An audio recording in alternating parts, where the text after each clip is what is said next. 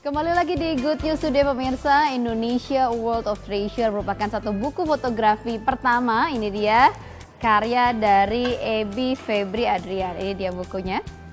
Nah, ada jiwa petualang yang melekat pada dirinya dan juga keinginannya mengabadikan keindahan alam Nusantara. Ini yang membuatnya kemudian Ebi Febri Adrian tergerak untuk melakukan perjalanan keliling Indonesia sejak tahun 2005 lalu selama 9 tahun. Dan sejak tahun 2005 itulah Ebi telah mengunjungi 33 provinsi dan juga 34 provinsi sekarang sudah ya. 34 provinsi dan juga 400 pulau di Indonesia berhasil dijelajahinya.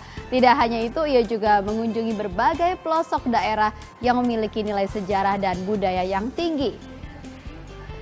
Dan dalam petualangannya ia melalui berbagai cara untuk mencapai ke lokasi tujuan mulai dari jalur darat, laut maupun juga udara. Dan meski berbagai hambatan dan rintangan seringkali ia temui dalam petualangannya, tetapi itu tidak pernah kemudian membuatnya menyerah untuk memburu tempat-tempat baru di Indonesia.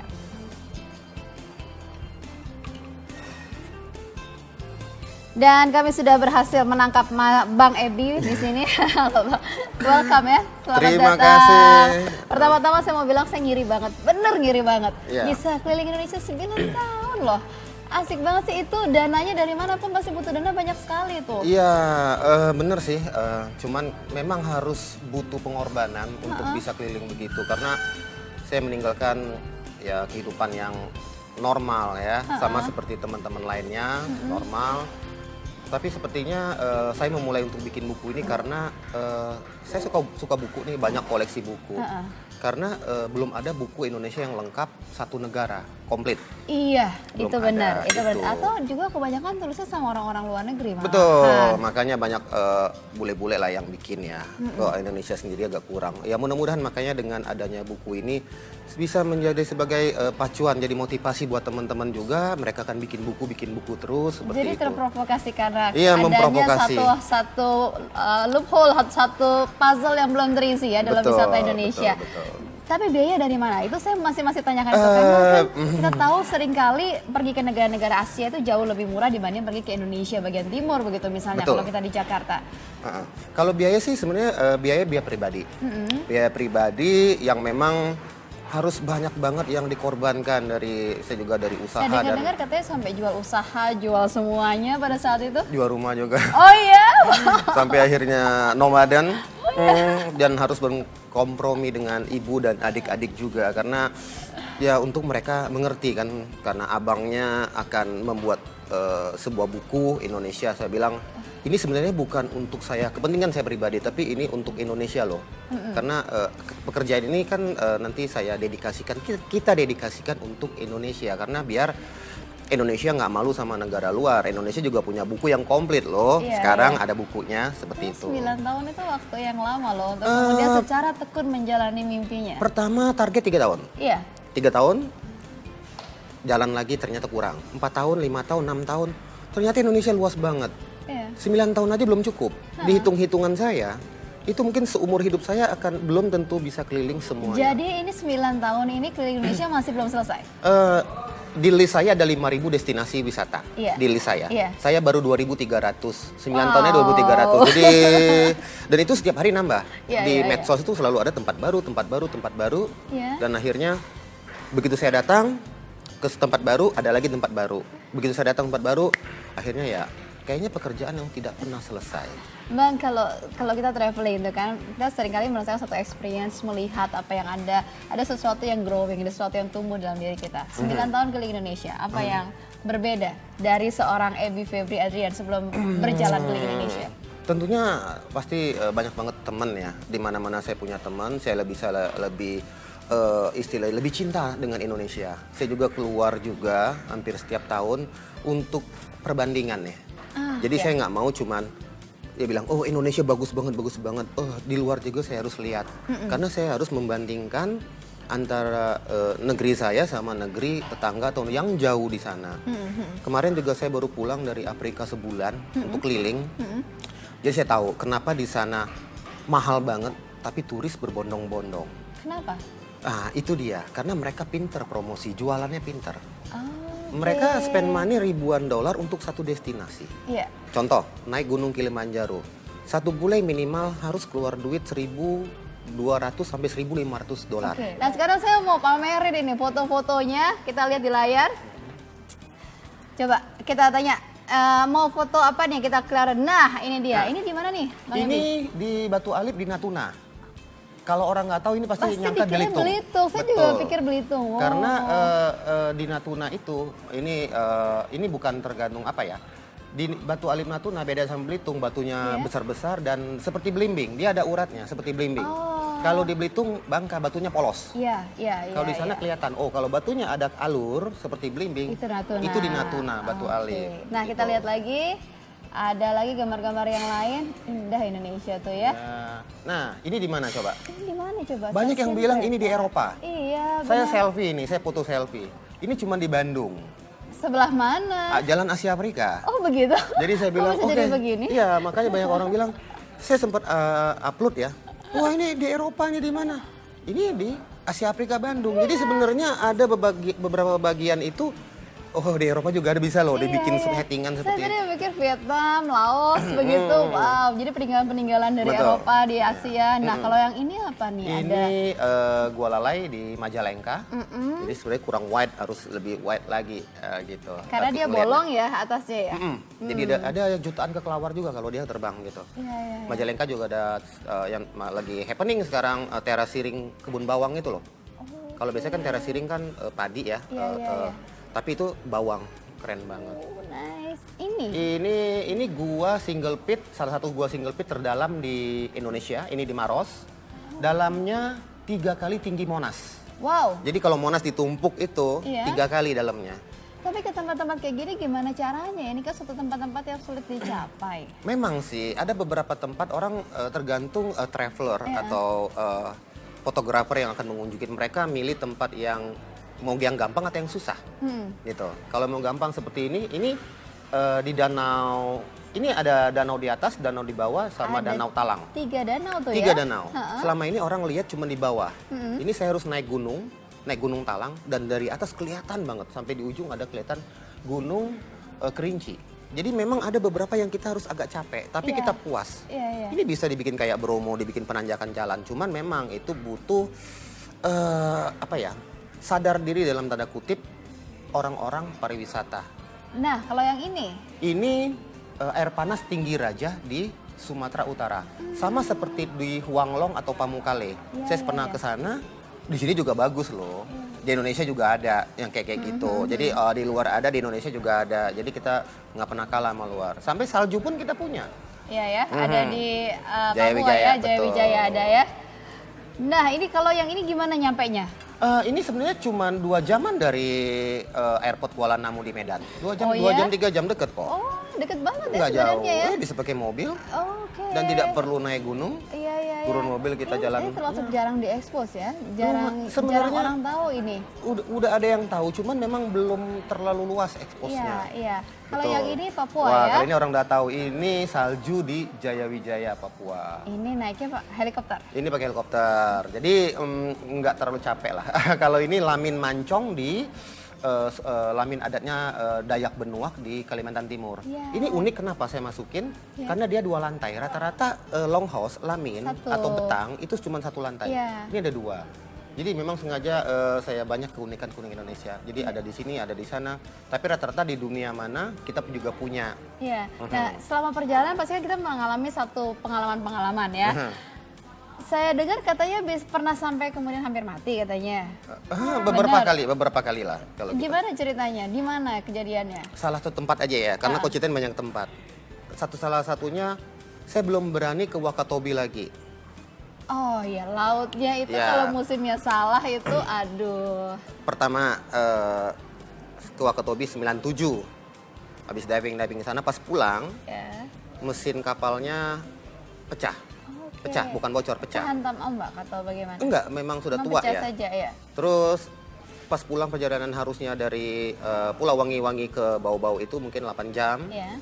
Akhirnya terombang-ambing 3 hari 3 malam. Aduh. Harus nunggu bantuan sampai di rescue di SAR. hari ketiga dan itu nggak ada makanan, jadi puasa lah ya 3 hari 3 malam Jadi dengan ngerasain badai. kalau di film-film tuh agak ngerasain sedikit Betul. begitu ya. Ketidakpastian di tengah Terus, laut itu ya. Setelah berapa tahun mengumpulkan keberanian, tahun 2012 saya balik lagi ke situ Iya. untuk diving. Oke, karena dulu naik kapal udah ada pesawat. Naik pesawat sampai ke Pulau Wangi-Wangi, nyebrang ke Pulau Tomea 1 jam. Saya naik, wah ini mesinnya yang banyak nih. Kalau dulu Iya. mesin 1, sekarang mesinnya 5. Iya, iya. Aman dong, masa mesin rusak semua. Heeh. Oke, saya nyampe siang. Saya diving sekali di Marimabuk, di spot diving. Iya. Habis itu sore-sore saya mau motret sunset di Bukit Kayangan. Oke, habis motret ternyata saya dibonceng naik motor. Pulangnya saya dibonceng, kecelakaan parah. Kecelakaan dan hari pertama, hari pertama saya seminggu bed rest, nggak bisa jalan di Pulau Tomia. Jadi memang udah 2 kali. Jadi sampai sekarang saya harus yang ketiga apa nih?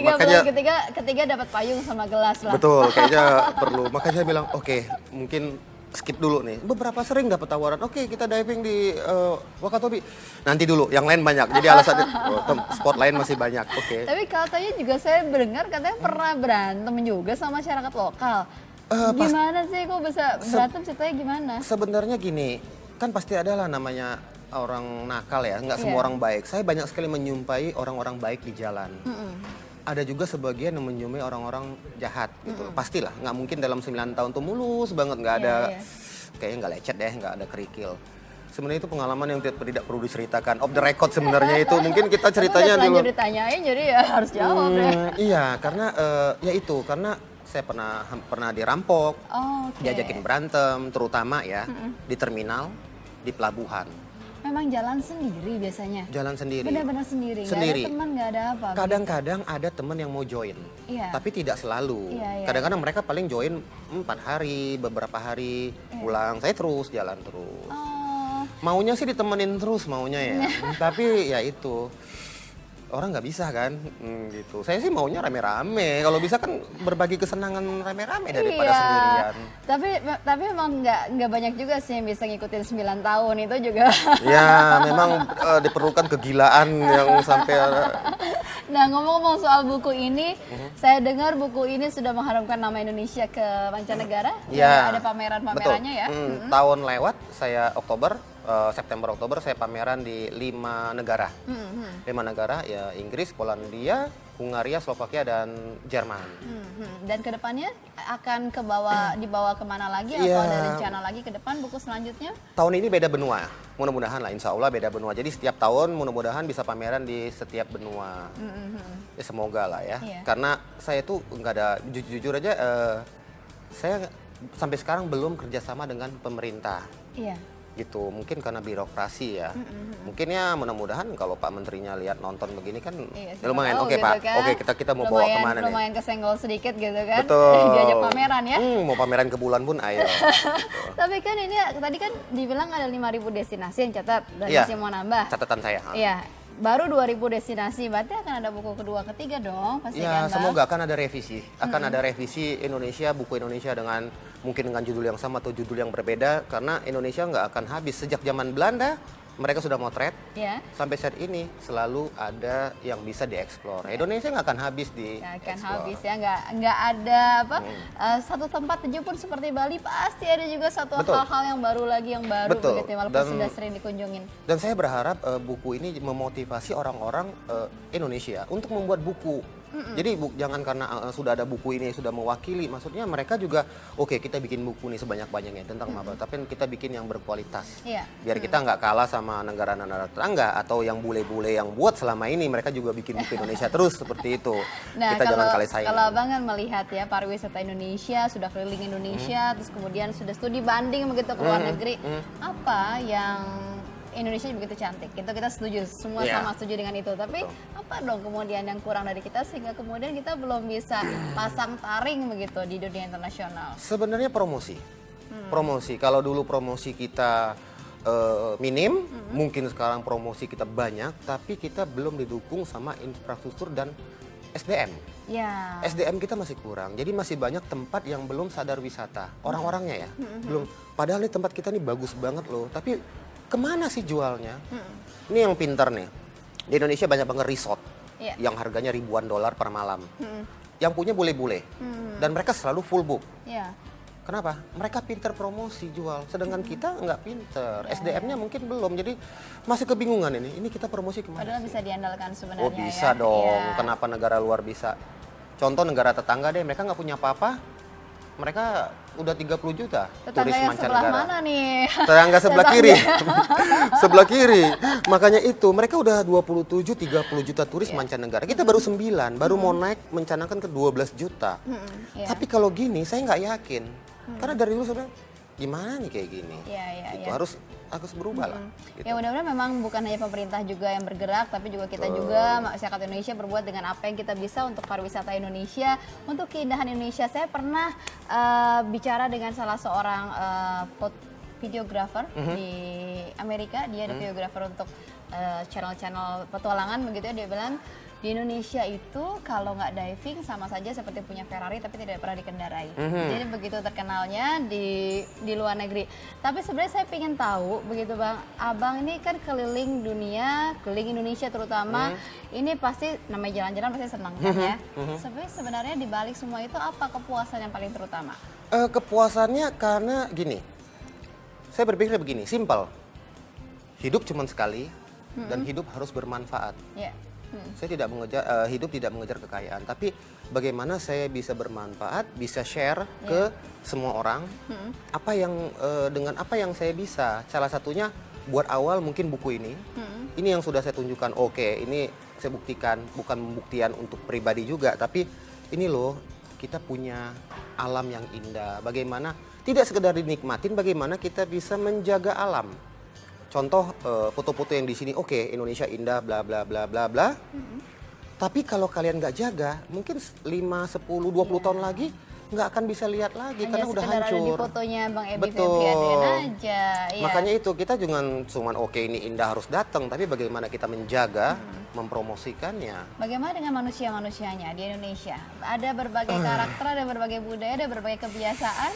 Zaman sekarang agak miris ya dibanding dulu ya, karena mungkin kencengnya medsos dari macam-macam Instagram, Facebook apa, jadi banyak anak-anak yang bisa dibilang, ada yang bilang anak-anak alay. Iya. Jadi mereka kayak naik gunung bikin banyak sampah, jadi mereka kadang terlalu ekstrim untuk foto supaya dibilang kekinian atau apa. Jadi sebenarnya itu, jadi saya berharap juga program-program TV di Indonesia, TV-TV swasta atau maupun pemerintah juga, tayangan-tayangannya lebih ke edukasi.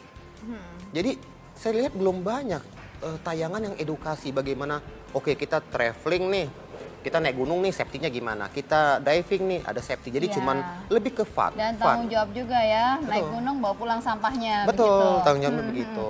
Nah Bang, kita kan kalau lagi traveling tuh pasti ada sesuatu yang kita dapatkan gitu ya, refresh, recharge juga ya. Satu kalimat sedikit gitu ajak pemirsa untuk kemudian menikmati Indonesia. Kata-katanya? Iya. Gitu, jelajahi negerimu, cintai dengan sepenuh hati. Nah itu dia. Iya. Singkat, padat, kalau saya langsung booking tiket aja Oke, deh langsung berangkat booking gitu ya. tiket, betul. Packing dan berangkat. Bang, thank you banget. Oke, Terima kasih. sama-sama, terima dan kasih. Dan ditunggu karya-karya selanjutnya ya. Oke, Thank terima you. Kalau kasih. perlu kita jalan bareng ya. Boleh nanti. Baik pemirsa.